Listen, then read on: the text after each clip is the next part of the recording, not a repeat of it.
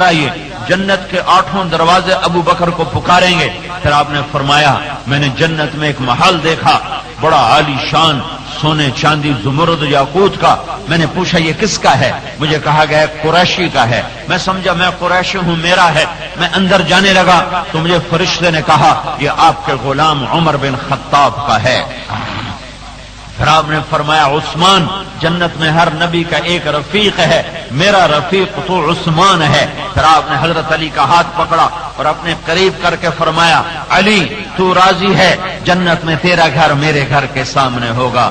تو حضرت علی رونے لگے اور کہنے لگے یا رسول اللہ میں راضی ہوں۔ پھر آپ نے فرمایا طلحہ، زبیر، جنت میں ہر نبی کا ایک حواری ہے، میرے 2 حواری ہیں، ایک طلحہ ہے ایک زبیر ہے۔ اس شان کے ساتھ آپ جنت میں داخل ہوں گے اور آگے بڑھیں گے تو آپ دیکھیں گے، آپ نے فرمایا میں دیکھوں گا کہ کچھ عورتوں کا مجموعہ میرے آگے سے گزرے گا اور مجھ سے بھی آگے گزر جائے گا، مجھ سے بھی آگے گزر جائے گا۔ تو میں ان سے پوچھوں گا کہ بیٹیو تم کون ہو، تم کون ہو جو مجھ سے بھی آگے جا رہی ہو؟ تو کہیں گے یا رسول اللہ ہم وہ ہیں جو جوانی میں بیوہ ہو گئیں اور اولاد کی تربیت کی خاطر دوسری شادی نہ کی اور اپنے جذبات کو اپنے سینے میں ہی سلا دیا، تھپک تھپک سلا دیا، اپنے بچوں کی تربیت کی خاطر دوسری شادی نہ کی۔ تو آپ نے فرمایا یہ صبر کرنے والی خواتین مجھ سے بھی آگے آگے جا رہی ہوں۔ تو اللہ نے جنت کی چابی حضرت محمد صلی اللہ علیہ وسلم کو پکڑائی ہے۔ کائنات، وجہ کائنات حضرت محمد صلی اللہ علیہ وسلم پیٹ پہ پتھر باندھ کے بیٹھے ہوئے ہیں۔ کعب بن عجرہ مسجد میں داخل ہوتے ہیں اور آپ ایسے بیٹھے ہوئے تھے مزمحل انداز میں۔ تو کعب بن عجرہ نے کہا یا رسول اللہ بے ابی انت و امی ما لی اراک متغیر اللون، میرے ماں باپ آپ پہ قربانی یا رسول اللہ، آپ ایسے کیوں بیٹھے، آپ ایسے کیوں بیٹھے ہوئے؟ آپ نے پیٹ پر انگلی رکھی ایسے۔ کعب ما دخل جوفی ما يدخل جوف ذات کبد منذ حالا، آج 3 دن گزر چکے ہیں محمد کے پیٹ میں ایک لقمہ داخل نہیں ہوا۔ 3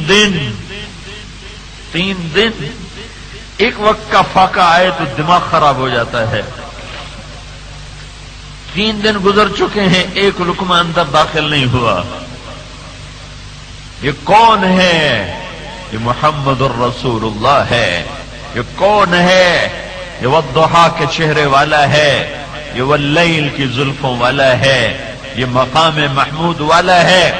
باغ میں داخل ہوئے، باغ میں عبداللہ بن عمر ساتھ ہیں، کھجوریں گری پڑی تھی اٹھا کے صاف کر کے کھانے لگے۔ عبداللہ بن عمر سے پوچھنے لگے تو نہیں کھاتا؟ کہا جی مجھے بھوک نہیں۔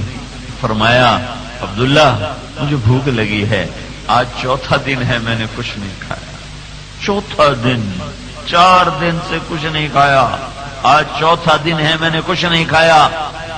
سنو ایک وقت آئے گا میری امت کے پاس پورے سال کا رزق ہوگا، پھر بھی وہ کہیں گے روٹی کہاں سے کھائیں، روٹی کہاں سے کھائیں، اور میں کل کے لیے کچھ جمع نہیں کروں گا، کل کے لیے کچھ جمع نہیں کروں گا۔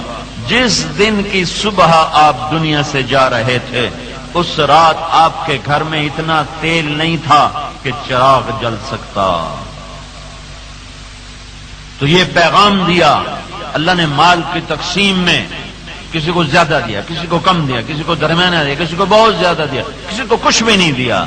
یہ نحن قسمنا بینہم معیشتہم، یہ پیغام دیا ہے کہ مال عزت کی بنیاد نہیں، مال دے دے اس کی نعمت ہے، شکر کے ذریعے سے جنت کی طرف چلو، لے لے تو صبر کے ذریعے جنت کی طرف چلو، آ جائے تو شکر کے ذریعے جنت کی طرف بڑھو، لے تو صبر کے ذریعے جنت کی طرف بڑھو۔ اس کا آنا عزت نہیں، اس کا جانا ذلت نہیں، اس کے آنے سے انسان بڑا نہیں ہوتا، اس کے جانے سے انسان چھوٹا نہیں ہوتا، اس کے مل جانے سے کلگی نہیں لگتی، اس کے چلے جانے سے کوئی ذلت نہیں آتی۔ ذلیل وہ ہے جس نے اللہ کو ناراض کیا، عزت دار وہ ہے جس نے اللہ کو راضی کیا۔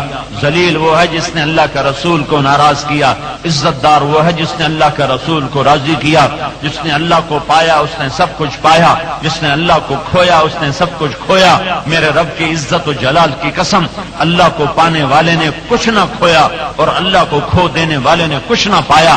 جس نے اللہ کو پایا کل کائنات کو پایا، جس نے اللہ کو کھویا کل کائنات کو کھویا۔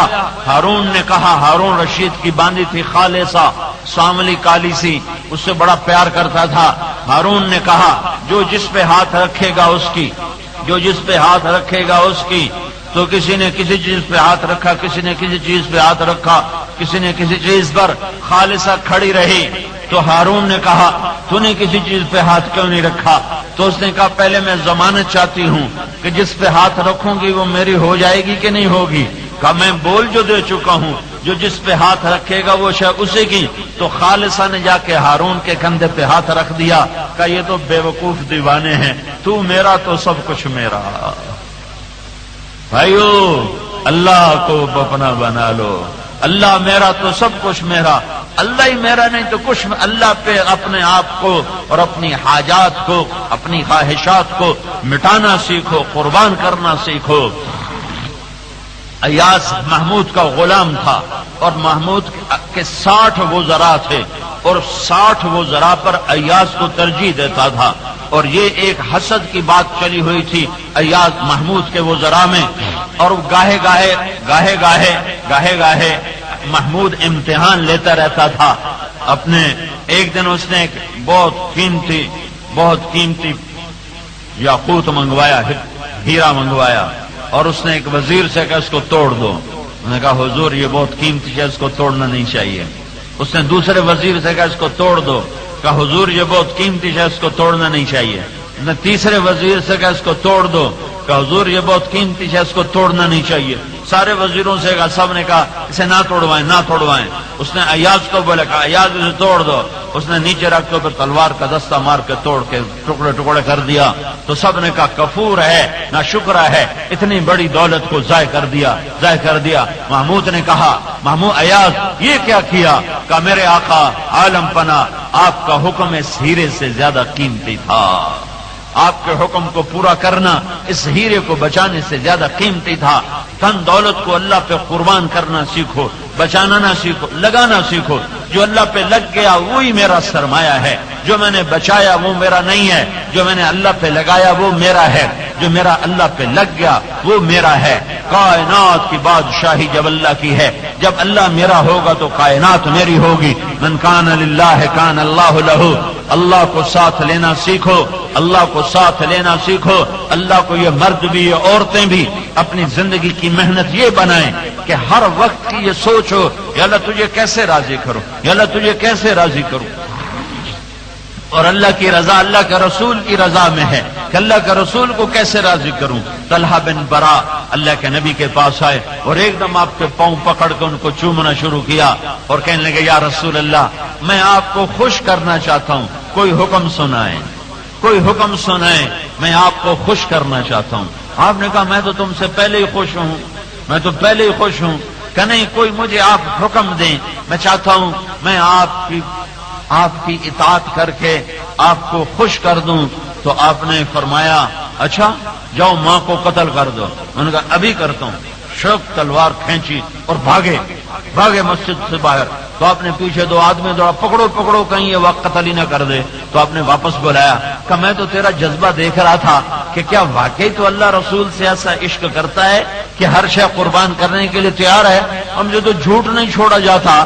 چند دن گزرے، طلحہ بیمار ہو گئے، یہ قبا میں رہتے تھے، آپ ان کا حال پوچھنے گئے وہاں سے 4 میل دور، تو وہ دیکھا تو سکرات میں تھے۔ آپ نے فرمایا مجھے لگتا ہے طلحہ کا انتقال ہو جائے گا، یہ مر جائے تو مجھے بلانا، میں جنازہ پڑھوں گا۔